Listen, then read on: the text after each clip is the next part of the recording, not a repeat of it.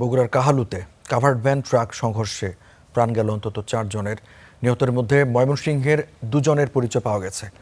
আহত হয়েছেন আরও 2 জন। পুলিশের ধারণা কাভার্ড ভ্যান চালকের বেপরোয়া গতির কারণে ঘটেছে দুর্ঘটনা। বগুড়ার কাহালু উপজেলার বউবাজার এলাকা, সেখানে সকালে পিকআপ ও ট্রাকের সংঘর্ষে ঝরে গেল 4 জনের প্রাণ।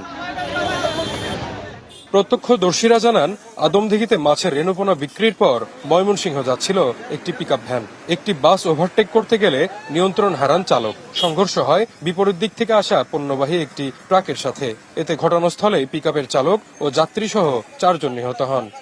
এই গাড়ি আর ওই গাড়ি এটা দুটোই সামনে একবারে অ্যাডজাস্ট করে মনে করেন মারা দিচ্ছে। নগাঁও থেকে আসতে ওই গাড়িটা বগুড়া মুখে থেকে যাচ্ছে, যাতে এই গাড়িটা ওভারটেক করতে অ্যাক্সিডেন্ট করছে। ওই গাড়িটা তোর সোজা পথেই যাচ্ছে, কিন্তু এসে রক্ষা করবার না পেরে বাম সাইডে নেমে দিয়েছে।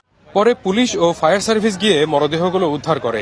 নিহতদের মধ্যে লুৎফর রহমান ও তরিকুল ইসলাম ময়মনসিংহের রাঘবপুর এলাকার বাসিন্দা।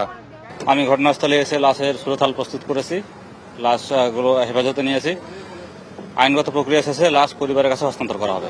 একজনের পরিবারে সদস্যরা যোগাযোগ করেছে এবং তাদেরকে কাহালু থানায় আসার জন্য বলা হয়েছে। ঘটনার পর থেকে পলাতক পণ্যবাহী ট্রাকের চালক ও হেলপার। দুর্ঘটনার পর বেশ কিছু সময় সড়কে ব্যাহত হয় যান চলাচল।